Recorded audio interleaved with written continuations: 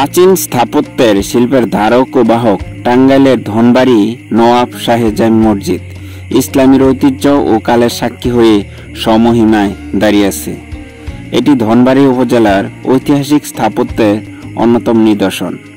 ষোড়শ শতাব্দীতে সেলজুক তুর্কি বংশের ইস্পিনজার খাঁ ও মনোয়ার খাঁ দুই ভাই ঐতিহ্যবাহী এই মসজিদটির প্রথম খণ্ড নির্মাণ করেন।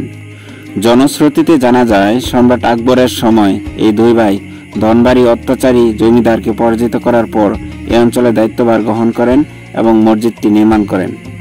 বাংলা ভাষায় প্রথম প্রস্তাবক, ঢাকা বিশ্ববিদ্যালয়ের অন্যতম প্রতিষ্ঠাতা সদস্য, যুক্ত বাংলার প্রথম মুখ্যমন্ত্রী, ধনবাড়ি বিখ্যাত ব্যক্তিত্ব নওয়াব সৈয়দ নওয়াব আলী চৌধুরী 115 বছর আগে এই মসজিদটি সম্প্রসারণ করে আধুনিক রূপ দান করেন।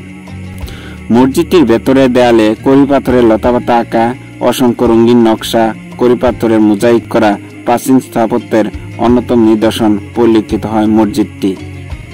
মসজিদটিতে প্রায় 10 কাঠা জমির উপর অবস্থিত। মসজিদটির দৈর্ঘ্য 13.72 মিটার এবং প্রস্থ 4.57 মিটার।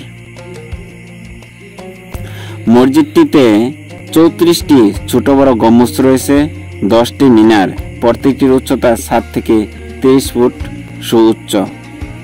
মসজিদটিতে 5টি প্রবেশপথ রয়েছে। তবে মুঘল আমলের 3টি ঝাড়বাতি আর 18টি হাড়িবাতি মসজিদটিকে আরো সুসজ্জিত করেছে। তবে একটা মজার বিষয় হচ্ছে এই মসজিদটিতে প্রায় 100 বছর ধরে সৈয়দ নওয়াব আলী চৌধুরীর কবরস্থানে 4 জন হাফেজ দিনরাত অবিরত কোরআন শরীফ তেলাওয়াত করতেছেন। যে মসজিদটির সামনে রয়েছে 30 বিঘা জমির উপর একটি পুকুর, আর পাশে রয়েছে নওয়াব আলী চৌধুরীর পারিবারিক কবরস্থান।